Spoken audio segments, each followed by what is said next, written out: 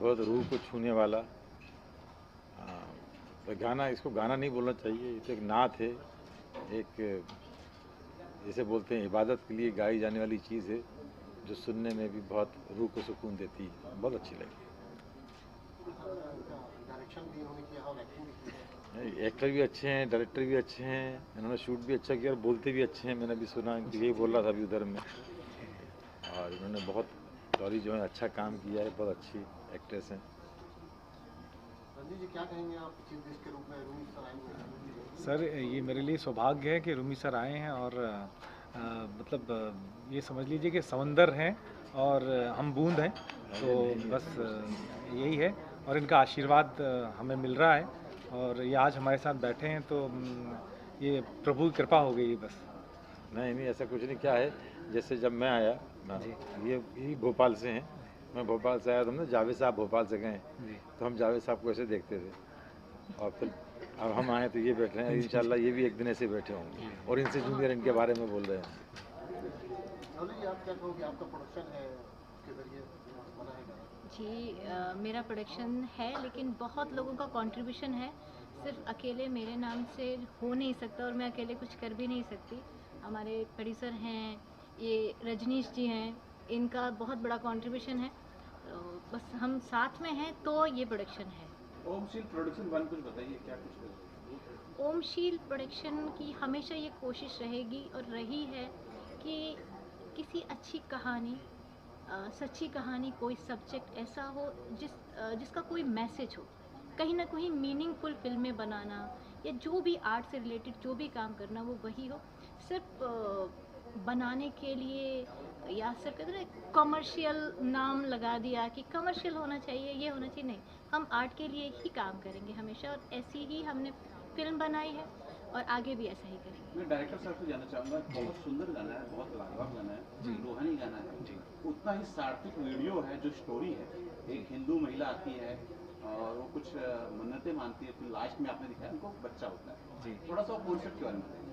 Sir है ना, जब इन्होंने बताया कि ये ऐसा करना है, तो कभी कभी क्या होता है, रूहानी ताकतें आपकी मदद करती हैं, मैं ऐसा मानता हूँ। तो उस जर्नी में इनोवा में जाते जाते ये स्ट्रक्चर मेरे दिमाग में आ गया था और मैंने खुर्रम भाई को सुनाया और खुर्रम भाई ने अप्रूवल कर दिया, बोले कमाल है। मैंने कहा मैंने नहीं किया है। कभी कभी क्या होता है कि शायद रूमी भाई इस बात को एक्सेप्ट करेंगे कि जो लिखावट होती है वो कुदरतन आती है आपको, आप जानबूझकर लिख नहीं सकते कि मुझे लिखना है आज, वो कुछ कुछ होता है, कृपा होती है ऊपर वाले की, तो वो हो जाता है और वो वैसे ही हुआ और एक समावेश हो गया, सबने सहमत हो गए और गाना बन पड़ा। एक बार हमारे दर्शकों को सब बता दीजिए कि ये जो दरगाह है जी कहाँ है और इसके आसपास की आबादी कौन सी है? नवसारी है, ये गुजरात में, सूरत के पास में है, पूर्णा नदी के किनारे है और एनआरआई ज़्यादा है वहाँ पर, और हिंदू मुसलमान सब मिक्स हैं, पारसी कम्युनिटी बहुत ज़्यादा है। और मैंने वहाँ पर पारसी लोगों को, हिंदू लोगों को, मुसलमान लोगों को और सारे कोहली समाज है, वो जो नीचे तबके के लोग हैं वो भी बहुत ज़्यादा वहाँ पर आते हैं, और मैंने ऐसी श्रद्धा किसी भी दरगाह में नहीं देखी इंडिया की। रजनीश जी, आप बड़े गुणी हैं, आप राइटर भी हैं, डायरेक्टर भी हैं, जी कंपोजर भी किया आपने जी। आपके नाम के साथ जो रजनीश नाम जुड़ा हुआ है, इसके बारे में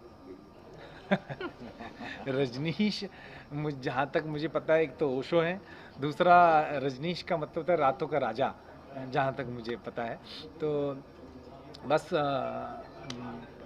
प्रभु की कृपा हुई है और जो कुछ भी मैं कर पा रहा हूँ वो हमारे बुजुर्गों का आशीर्वाद है और उस मिट्टी की खुशबू है जहाँ से रूमी भाई बिलोंग करते हैं। तो हमको थोड़े, इनको पूरा समुद्र मिला, हमको 4-5 बूंदें मिल गई हैं, तो बस उस पर काम चला रहे हैं। इसके बाद भी आप ये ऐसे रूहानी गीत लिखा करेंगे आगे? जी बिल्कुल, जी बिल्कुल। आने वाली फिल्म है प्यारी तरावली द ट्रू स्टोरी, उसमें मैंने लिखा भी है, कंपोज भी किया है। तो बस आपको वो जब सुनेंगे तो आपको और मज़ा आएगा, और फिर आप बताइएगा जब सुनेंगे तब कि मैंने ऐसा लिखा, मैं ऐसा लिख पा रहा हूँ कि नहीं, ये तो वक्त बताएगा। अच्छा, डॉली शूटिंग का थोड़ा एक्सपीरियंस बताया, शूटिंग के दौरान क्या? शूटिंग के दौरान, शूटिंग क्योंकि रियल लोकेशन पे थी और आधे से ज़्यादा जो रिचुअल्स थे वो रियल हो ही रहे थे। और इसमें जो मेन दरगाह के जब भी शॉट आते हैं उसमें मोंटी सैयद जी खुद हैं वो, और रजनीश जी तो पहले से ही बहुत ज़्यादा धार्मिक हैं, तो जब भी धार्मिक चीज़ों की बात आती है तो वो ज़्यादा चले जाते हैं। हम भी धार्मिक हैं पर इतना ऊपर निकाल के नहीं लाते।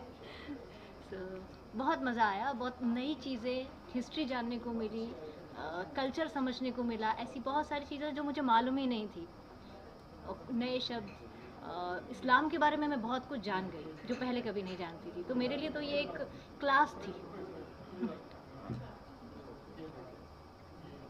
आपने तो मंदिर मांगी है कभी? सर मैं नहीं, कुछ नहीं मांगती, ऊपर वाला खुद ही दे देते हैं। नहीं, एक चीज़ मैं बताऊं जो उन्होंने बोला, सूफीज़म हिंदुस्तान में इतना पॉपुलर क्यों हुआ? जब सूफी संत यहाँ पे आए, पहले चाहे वो नौसारी में आए, चाहे अजमेर शरीफ में, चाहे निज़ामुद्दीन औलिया हों, जितने भी हैं हिंदुस्तान के हर शहर में एक दरगाह आपको मिलेगी, हाजी अली हो, माही हो, क्योंकि सूफीज़म का जो पूरा कॉन्सेप्ट है वो है मोहब्बत का, कि खुदा से, ईश्वर से, ऊपर वाले से प्यार करो, और इसीलिए उनके दरबार में सिर्फ प्यार ही बंटता है। उनके आने वाला छोटा बड़ा, अमीर गरीब, ऊंची जात नीची जात, किस धर्म का उसका परवाह कभी नहीं रही। इसीलिए पूरे हिंदुस्तान में सूफीज़म इतना मकबूल है, और आज और ज़्यादा उस पर करने की ज़रूरत है। काम जो ये लोग कर रहे हैं कि उससे मोहब्बत ही फैलती है। Thank you, thank you, thank you, thank you, thanks a lot. Rumi sir बहुत बड़े डायरेक्टर हैं, बहुत बड़ी बड़ी हिट फिल्में हैं, वो उससे कोई फ़र्क नहीं पड़ता। मैं ये कहना चाहती हूँ कि जब से ये यहाँ आए हैं उतनी देर में मैंने इनको ऑब्ज़र्व किया है, ये सबसे ज़्यादा उन फिल्मों से भी ज़्यादा अच्छे इंसान हैं। उनकी बॉडी लैंग्वेज, उनकी बातें, और बहुत ही अच्छे इंसान हैं।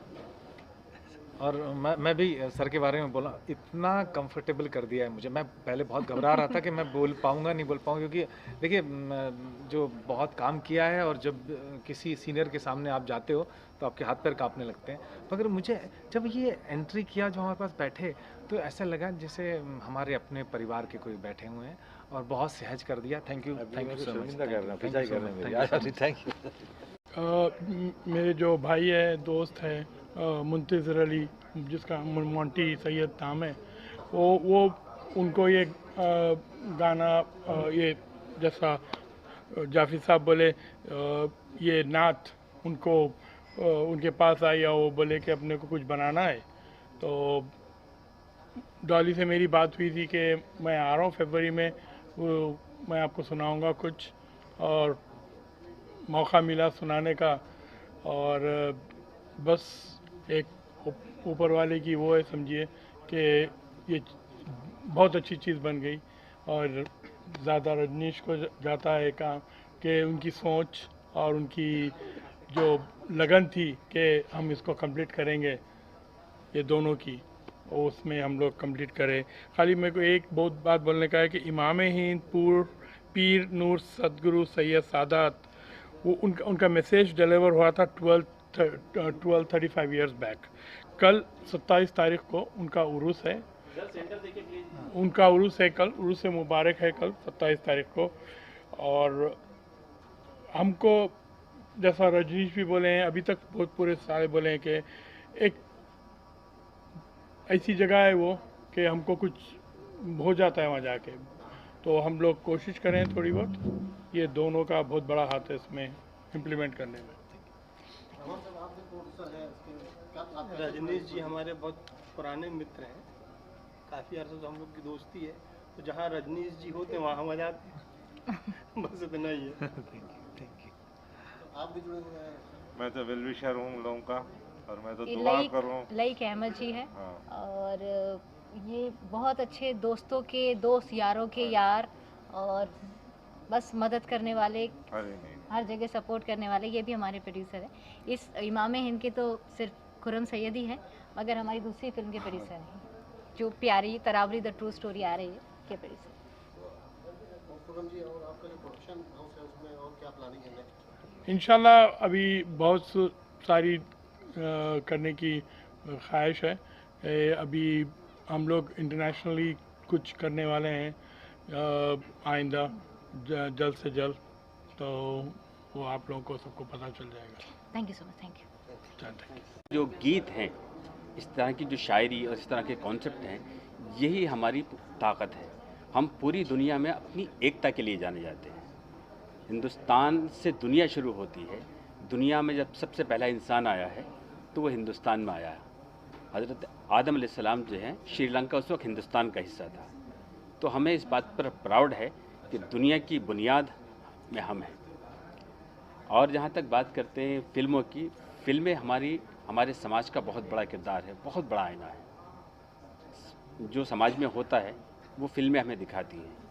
फिल्में देखने का, फिल्में बनाने के और फिल्में चलाने के अलग अलग ख्याल हो सकते हैं, लेकिन फिल्में देखिए, आज विलन कितना भी पावरफुल हो, एक हीरो आता है और वो हीरो आके उसको मिटा देता है। इसी तरह ज़िंदगी के हिस्से में, चाहे प्रॉफिट हों, राम हों, या हमारे जितने भी देवता, औलिया, जितने भी लोग हैं, ये हीरो बन के आए हैं और इन्होंने बुराई को मिटाया है।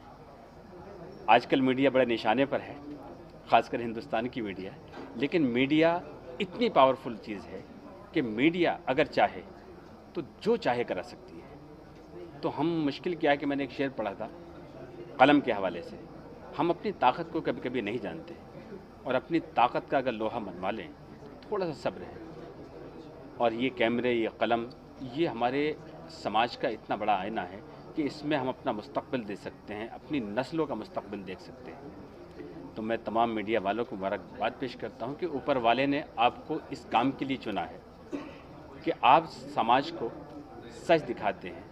जो लोग दुनिया को, उसकी दुनिया को, हमारी दुनिया को ख़राब करना चाहते हैं, वो जब सारी चीज़ें नाकाम हो जाती हैं तो सबको बेनकाब करने का काम आप लोग करते हैं। सलाम आपको, आपकी अज़मतों को। और मैं चाहूँगा कि आपको ऊपर वाला इतना हौसला दे कि आप इसी तरह अपनी ज़िंदगी को दांव पर लगाते हैं। वो काम जो लोग घरों में आराम से सोते हैं, आप समाज को उन चीज़ों पर लाके दिखाते हैं, ज़िंदगी जीने का हुनर सिखाते हैं। तो बाकी शायरी में होंगी सारी बातें। मेरा एक शेर है कि कहानी पर कहानी लिख रहा है, वो खुद ही अपना सानी लिख रहा है। कहीं मिट्टी पे मिट्टी लिख रहा है, कहीं पानी पे पानी लिख रहा है। तो हम आप लोग जो है ना, कहीं मिट्टी पे मिट्टी लिखते हैं, कहीं पानी पे पानी लिखते हैं। लेकिन इस बात को या तो हम जानते हैं या हमारा ज़मीर जानता है, लोग नहीं जानते हैं। तो हम बहुत मखसूस हैं। Thank you so much.